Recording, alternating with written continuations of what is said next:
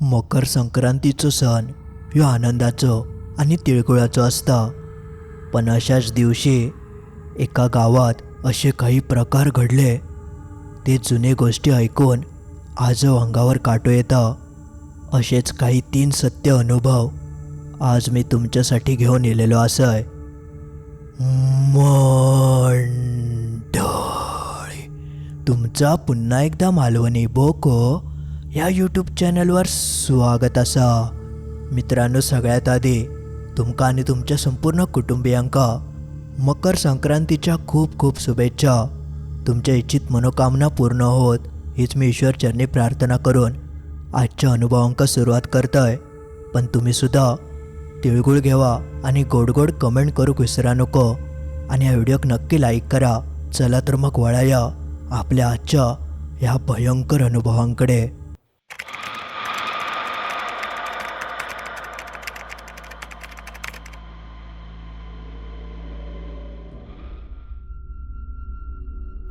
आपलो पहिलो अनुभव एका गावात घडलो होतो.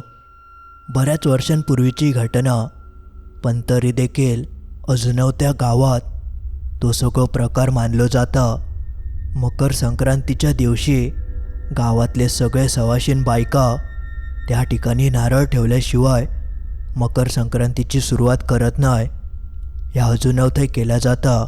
पण असं नेमका काय घडला होता या तुमका कळासाठी खूप वर्ष मागे जाऊचं लागतला. चला तर मग आपण मागे जाऊया आणि बघूया की नेमका त्या गावात काय घडला होता. ही गोष्ट असा एका गावात घडलेली. जेमतेम 30 ते 35 लोक त्या गावात राहायची. पण तरीसुद्धा ते सगळेजण एकत्रित कुटुंबासारखे गुण्या गोविंदान त्या गावात राहत होते. असो खंयचो माणूस नसत जो खंयच्या माणसाक ओळखत नाही. सगळेजण एकमेकांका चांगले ओळखायचे. कोणाकडे कसलो कार्यक्रम असत तर सगळे बायका एकत्र येऊन काम करायचे. तर असा काहीसा गुण्या गोविंदन राहणारा या गाव होता. पण एकदा मकर संक्रांतीचं दिवस इलो. दिवस तर खूप चांगलो आणि आनंदाचं होतं. पण त्या दिवशी जो काय प्रकार गावात घडलो त्या प्रकारान संपूर्ण गावच हादरून गेला. तर झालं असं, सगळे बायका खूप आनंदी होते. घरादाराची स्वच्छता करून पूजा वगैरे सगळ्यांची करून झाली. गावात एक मंदिर होतं. त्या मंदिरात सगळेजण येऊन पाय वगैरे पडून जात होते. आणि बघता बघता तो दिवस संपा किलो आणि संध्याकाळचे 6-6:30 झाले होते. त्याच गावातलं एक 7 वर्षांचं पोरगं ज्याचं नाव होतं प्रभू, तो आपलं असंच बाहेर खेळत होतो. खेळता खेळता कधी संध्याकाळ झाली त्यात तेका समजलं नाही. आणि तो फिरता फिरता गावच्या एका ओसाड भागात इलो. ते जास्त कोणची रेलचल नसायची. सगळं तो शेतीचं भाग होतो. पण मकर संक्रांत असल्यामुळे सगळेजण आपापल्या घराकडेच होते. तेवढ्यात तेका थंय एका बाईन हाक मारल्यान. जसं तो मागे वळान बघता तर रस्त्याच्या कडेकच एक हिरव्या रंगाची साडी नेसलेली बाई कडेक उभी होती. संपूर्ण नटलेली, केसात गजरो, हातात हिरवे बांगडे, डोक्यावर कुंकू आणि हातात एक ताट होता. ता बघून प्रभू म्हणालो की कोणतरी गावातलीच बाई आवडता. प्रभू तेव्हा पहिली इयत्तेतच शिकत होतो. त्यामुळे गावातल्या सगळ्यांशी त्याची जास्त काही ओळख नाही होती. त्यामुळे तेका आपल्या वाटलं की गावातलीच खयची तरी बाई आ. तेवढ्यात त्या बाईन तेका हाक मारल्यान की हये ह्यो लाडू घे. असं म्हणान ती बाई तेका बोलवूक लागली. तसं प्रभू लगेच त्या बाईकडे गेलो. थंय जाऊन बघता तर त्या बाईच्या हातात ताट होता. ताटात काही फुलं होती, वाण होता आणि तिळगुळ आणि लाडूसुद्धा होते. त्याच्यातलोच एक लाडू उचलून त्या बाईन प्रभूच्या हातात ठेवल्यान. तसं प्रभून तो लाडू घेतल्यान आणि आपल्या खिशात ठेवूक लागलो. तशी ती बाई म्हणाली, अरे काय झाला, खा ना, लाडू कशाक नाही खाणं, आवडत नाही. तसं प्रभू म्हणालो, सकाळपासून खूप लाडू खाल्लंय, आता येऊ मी घराकडे जाऊन खातोय. असं म्हणान तो थैसून जाऊक लागलो. त्यानंतर ती बाई काय बोलाक नाही. प्रभू थैसून आपल्या सरळ घराकडे गेलो. तेका जरा उशीरच झालो होतो. बाहेर काळ्या पडलेला. घराकडे जसं जाता तशी तिची आई तेका मनाक लागली, काय रे एवढं उशीर झालो, काय होतं. तेवढ्यात प्रभू म्हणालो, आई खेळात गेलं होतं आणि वाटेत एक बाई गावली. तिने लाडू दिल्यान काहीतरी हळदी कुंकाक वगैरे जायत असतली. त्या ऐकन प्रभूची आई जरा विचारात पडली, कारण गावात हळदी कुंकवा आणि त्याची आईक माहीत नाही असं होऊकच शकत नाही. आई म्हणाली, अरे गावात कोणाकडे हळदी कुंकवा आणि असता तर माका माहिती नसलं असतं काय हो सांगा नको. उगाच तुका खेळाच्या नादात भान रावला नाही तर सांग. तेवढ्यात प्रभू म्हणालो, अगे नाही गे आई, खराच सांगतोय. हिरवी साडी घातलेल्यान आणि हातात तिचे वानं होता, फुलं होती आणि तिळाचे लाडू पण होते. तिने एक लाडू माकाव दिल्यान तर आम्ही तुका दाखवतोय.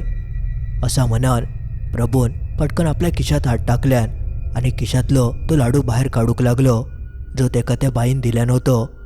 जसो तो लाडू बाहेर काढून बघता तर त्या तिळाच्या लाडवाच्या जागी राख आणि हाडांच्या तुकड्यांचं काळोखीट लाडू त्याच्या खिशात होतो. त्या लाडवाक बघून प्रभू मोठ्या नारडलो आणि त्याने तो लाडू टाकूनच दिल्यान. तेका उग्र वास सुद्धा येत होतो. त्या लाडवाची ती दशा बघून प्रभू चांगलंच घाबरलो आणि रडाक लागलो. हे सगळं प्रकार प्रभूच्या आईसमोरच घडलं होतं आणि तिने या सगळं बघितलं नव्हतं. त्या बघून तिका कळालं की काहीतरी नक्कीच गडबडा. तिने लगेच तो लाडू उचलल्यान आणि घराच्या बाहेर भिरकावून दिल्यान आणि ती प्रभूक म्हणाली, रडा नको, काय नाही होतं. पण प्रभू मात्र खूप रडाक लागलो होतो आणि तेका समजत नाही की हे असं कसं झालं, कारण त्या बाईन तेका तर स्पष्ट तिळाचं लाडू दिल्यान होतं. मग हे असं कसं काय होऊ शकतं. तो सतत आपल्या आईक विचारत होतो की असं कसं झालं, कोण होती ती बाई. त्याच्या आईक मात्र कळान चुकलेला. पण प्रभून थंय अंग काढल्यामुळे त्याका त्याच रात्री ताप भरलो आणि तो रात्री तापात काहीतरी वेड्यासारखा बडबडाक लागलो. त्याची ती अवस्था बघून प्रभूच्या आईक कळाला की थंयचं एका नक्कीच काहीतरी लागलं असतलं. ह्यो प्रकार तिच्या आईक सोडून बाकी घरात कोणाकच माहिती नाही होतं.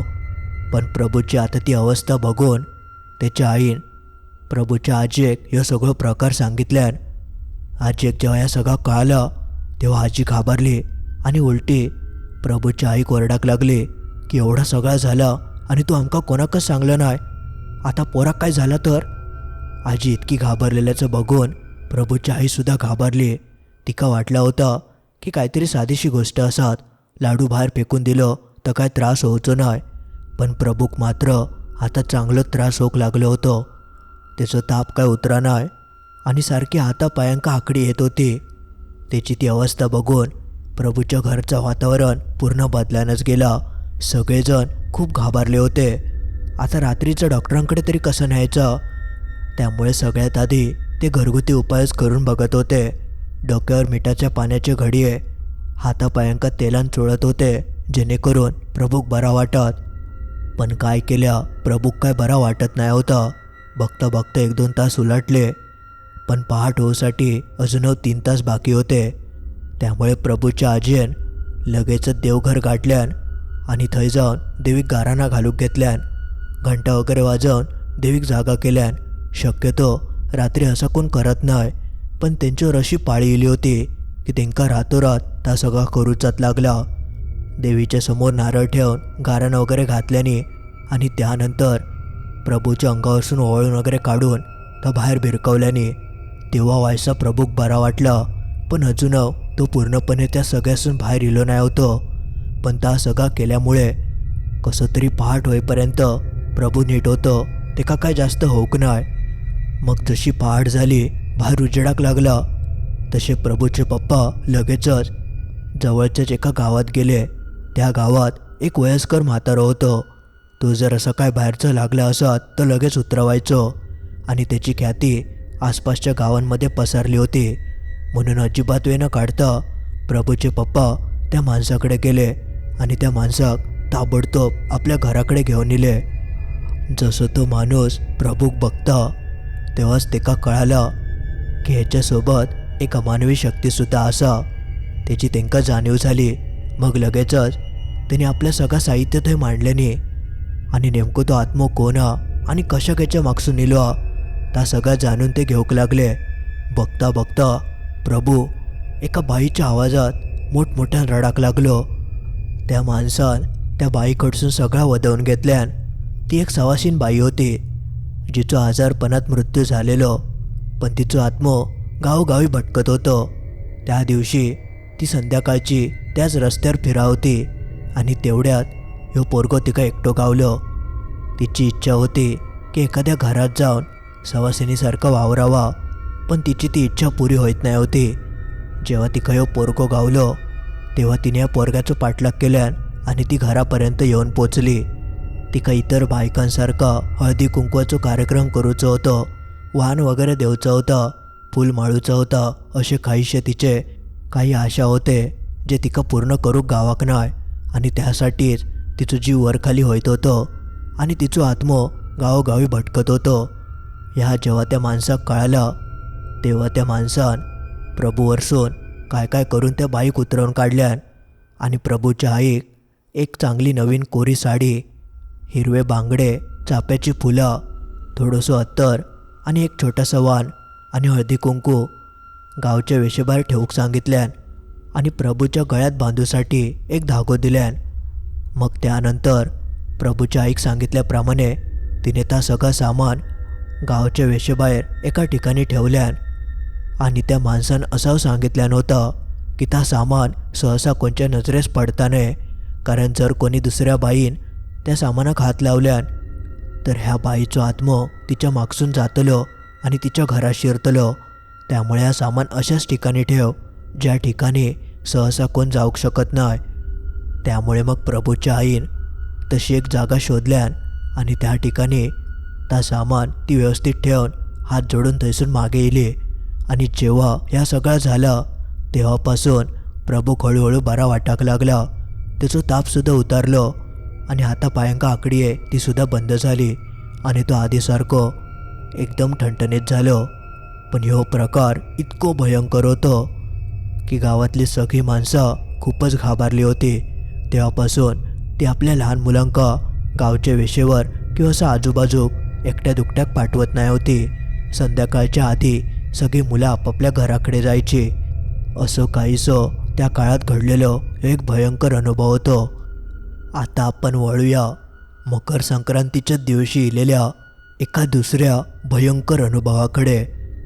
ह्यो अनुभव एका गावात घडलं होतं.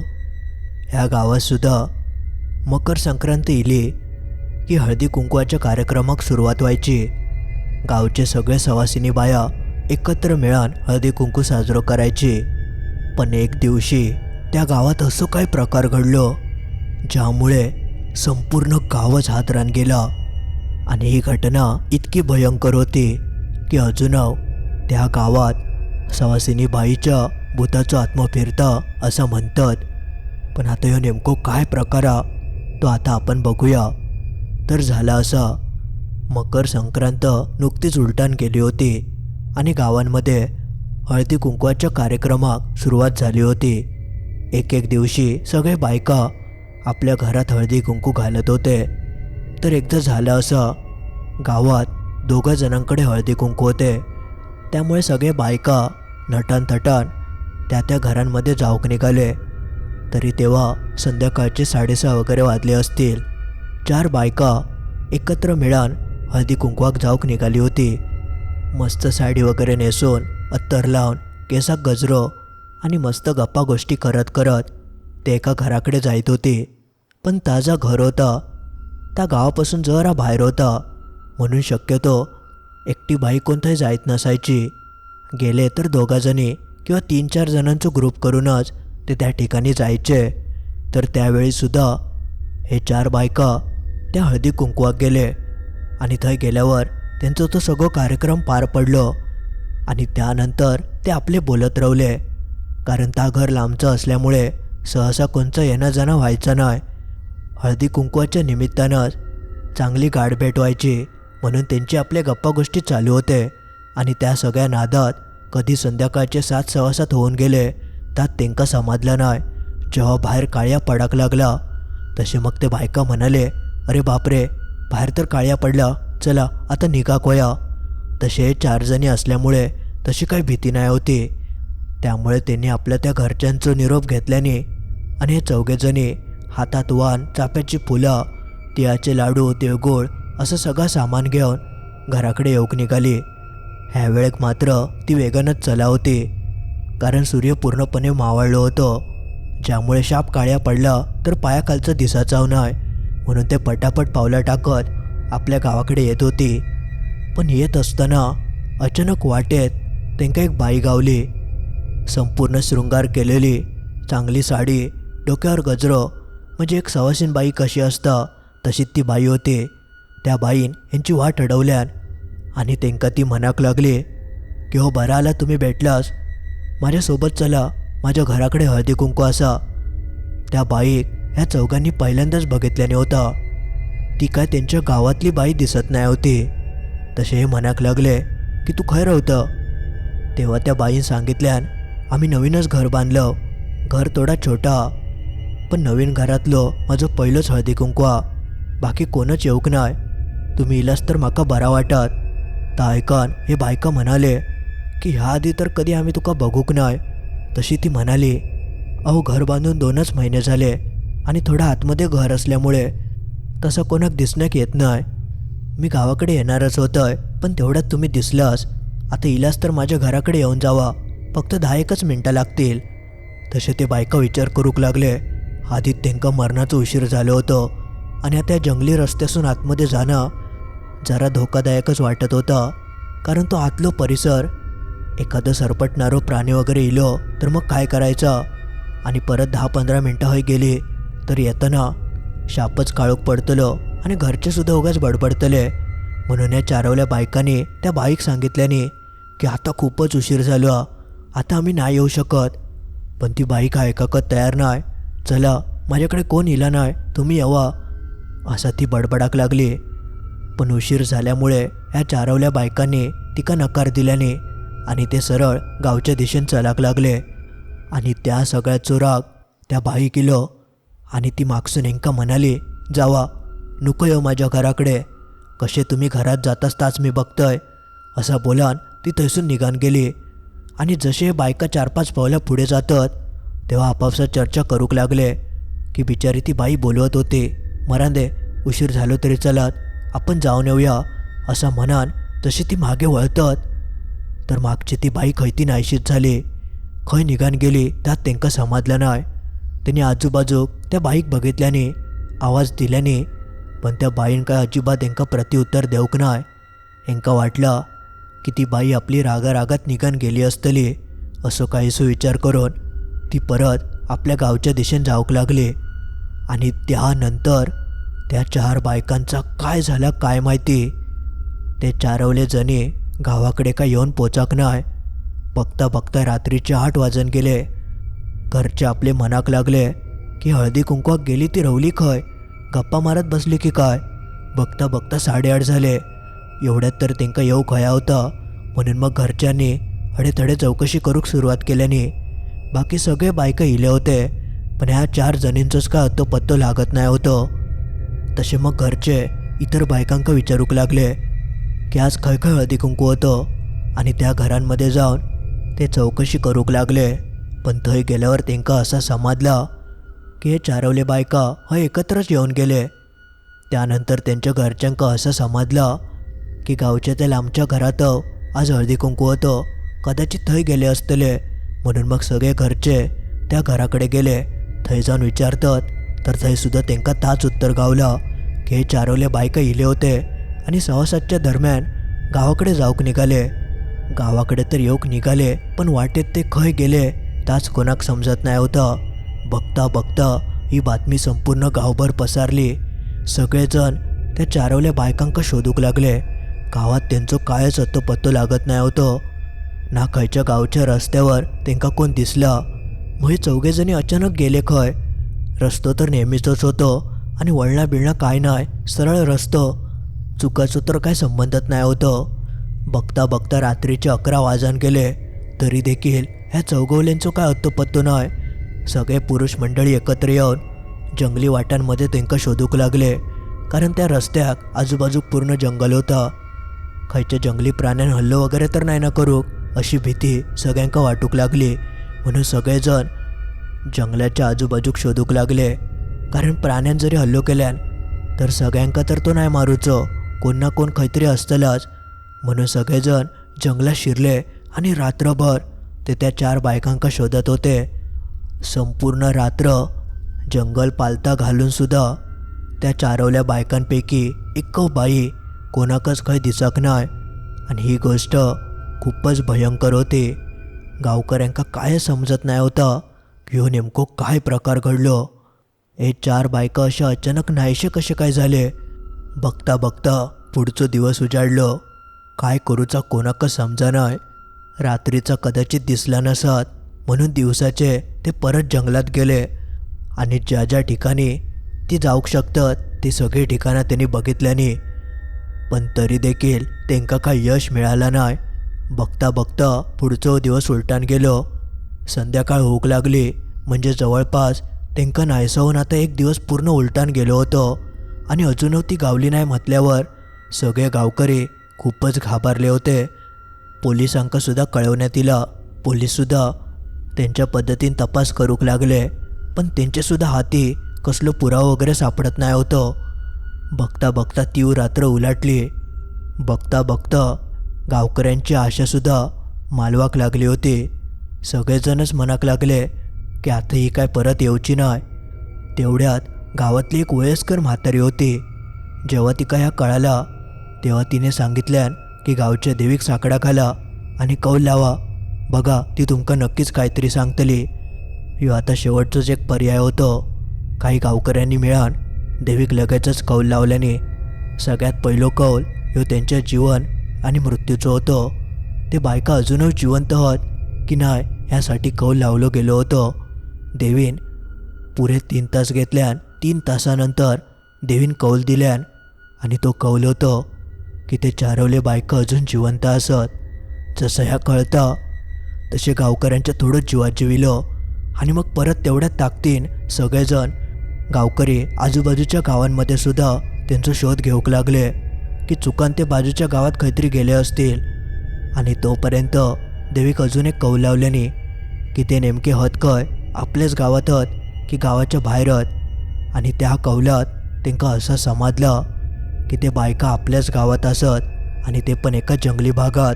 जसं त्यांका ह्या कळतं तसे ते ताबडतोब गावच्या मुख्य जंगलात शिरले. जंगल खूप आतपर्यंत मोठा होता पण ह्यावेळेस त्यांनी हिंमत केल्याने आणि ते आतपर्यंत जाऊन त्या चारवल्या बायकांका शोधूक लागले पण कोणाकच ते खयत दिसत नाही होते. बघता बघता रात्र खूप झाली. कोणाकच काय मार्ग सापडा नाही. आणि तेवढ्यात काही गावकऱ्यांच्या कानावर एक आवाज पडलो. तो आवाज कसल्या तरी घंटेचं होतं. एका प्राण्याच्या गळ्यात घंटी लावली की ती कशी वाजता तसं तो आवाज जोरात पळत पळत एका झाडीत गेलो. एक कसलं तरी तो प्राणी होतं आणि तो झाडीत जाताना काही लोकांनी बघितल्याने ती झाडी खूप घनदाट होती. ता बघताच सगळेजण म्हणाले की खयचो प्राणी आ. आणि तो या झाडीत गेलो. कोणाक कळत नाही होतं की काय करायचं पण त्यांनी हिंमत करून हळूहळू ते त्या झाडीत शिराक लागले. जसे ते झाडी तोडत तोडत आतमध्ये जातात तेव्हा त्यांका ते चारवले बायका त्या झाडीच्या मध्यभागी बेशुद्ध अवस्थेत सापडले. पण त्या चौगवल्या बायांची अवस्था जी काय झाली होती ती अवस्था बघून थंय असलेल्या सगळ्यांच्या पायाखालचीच जमीनच सरकली. संपूर्ण अंगात काटे कुठे लागले होते. काट्याने त्यांचं शरीर पूर्णपणे फांजळून गेला होता. साडीये बिडिये फाटले होते. केस पूर्ण मोकळे सुटलेले. कुंकू पूर्ण डोक्यात फासला गेला होता. जणू काहीतरी यांच्यासोबत भयंकर प्रकार घडलो असं स्पष्ट दृश्य त्यांच्या अवतारावरसून कळत होता. पण जसे ते चारवले बायका गावतात तसं त्यांनी अजिबात वेळ न काढता त्यांका थैसून उचलल्याने आणि कसा बसा त्या काट्याकुट्यासून त्यांका त्या झाडीसून आधी बाहेर काढल्याने आणि बाहेर काढल्यानंतर त्यांका एका ठिकाणी झोपावून त्यांच्या तोंडावर पाणी शिंपडून त्यांका शुद्धीर आणल्याने अखेरीस कसे बसे ते चारवले बायका शुद्धीवर इले. आणि जसे ते शुद्धीवर येतात तेव्हा ते जा काय सांगाक लागले तर ऐकन सगळ्यांची बोबडीच वळली. त्या चारवल्या बायकांनी सांगितल्याने की आम्ही ह्या झाडीत गेले 2 रात्री अडकलो. आमका बाहेर येऊचो मार्ग सापडत नाही होतो. आमका कोणतरी हे बांधून ठेवल्यासारखं वाटाक लागलं. हातपाय पूर्ण सुन्न झाले होते. जेवढी ताकद होती तेवढी आम्ही लावून हातपाय हलवत होतो पण ते सगळे काटेकुटे आमका लागत होते. ह्या असा कसा घडला तात तेंका समजलं नाही. मग त्यानंतर तेंका लगेचच गावात आणल्याने औषधोपचार वगैरे केल्याने आणि पाणी जेवण वगैरे देऊन झाल्यानंतर थोडं तेंका वाईस बरं वाटलं. मग त्यानंतर सविस्तर गोष्ट नेमकी काय घडली त्या गावकऱ्यांनी तेंका विचारल्याने तेव्हा तेंका असं समजलं की त्या चौगवल्या बायकांका वाटेत एक बाई गावली होती जी तेंका हळदी कुंकवाक बोलत होती, पण हे काय गेले नाही.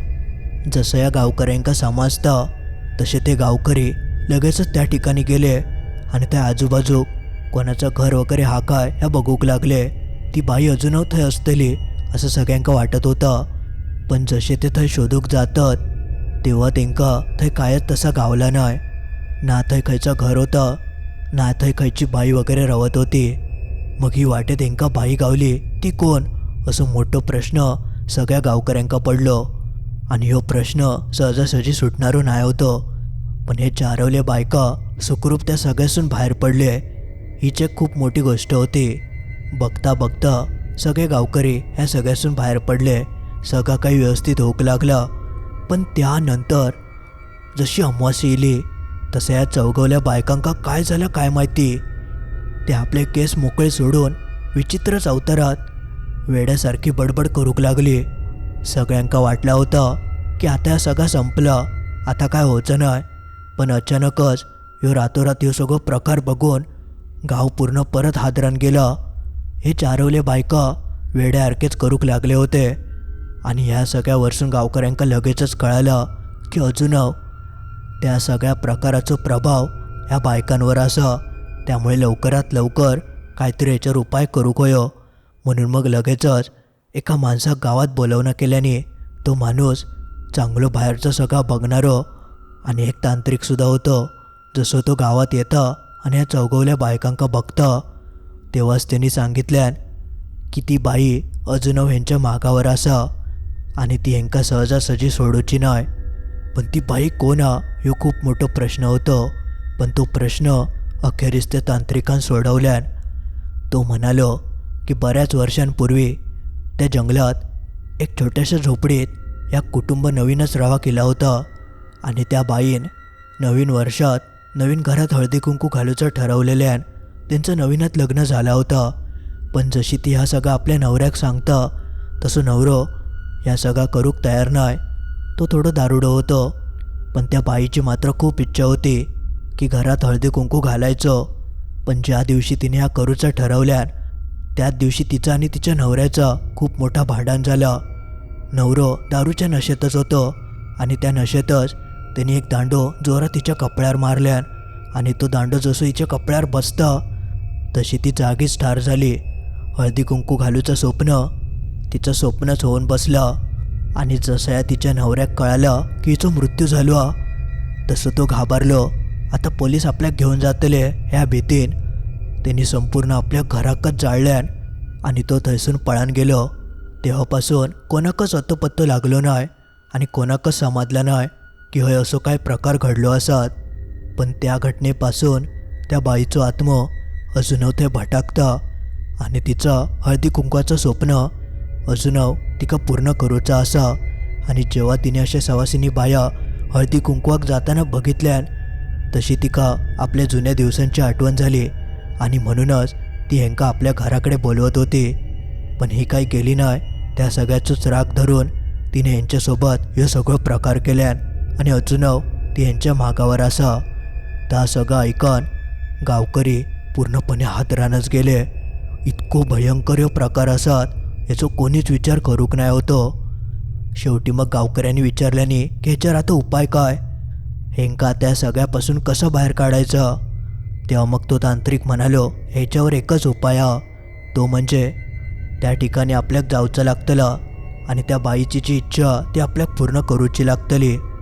शेवटी मग तो तांत्रिक त्या ठिकाणी सगळ्यांका घेऊन गेलो आणि त्या ठिकाण त्यांनी शोधून काढल्यान आणि थंय गेल्यानंतर सगळ्या गावच्या सवासिनी बाईंका थंय आपल्या हातान हळदी कुंकू व्हावूक सांगितल्यान आणि जा सगळा ती हळदी कुंकवाक करतात जसा की अत्तर, चाप्याचं फूल, तिळगुळ आणि आपल्या वाण त्या सगळा थंय ठेवूक सांगितल्यान जेणेकरून गावातल्या खयच्याच बाईक ती परत त्रास देऊ नये.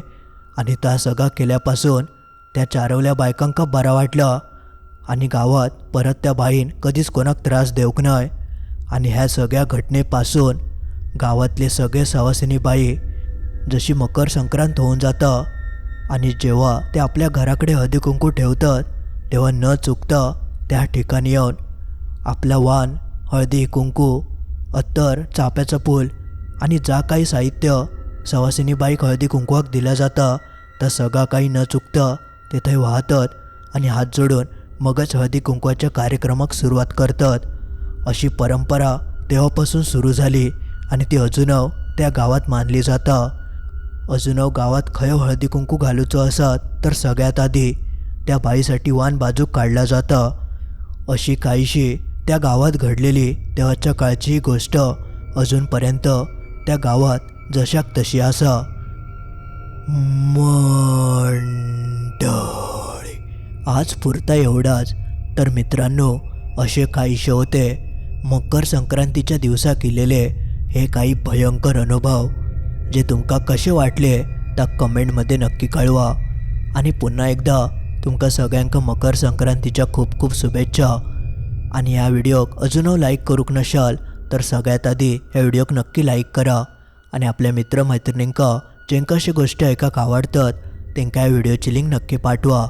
चला तर मग लवकरच भेटाया असेच काहीशे भयंकर अनुभव घेऊन रविवारी ठीक रात्री 10:30 वाजता.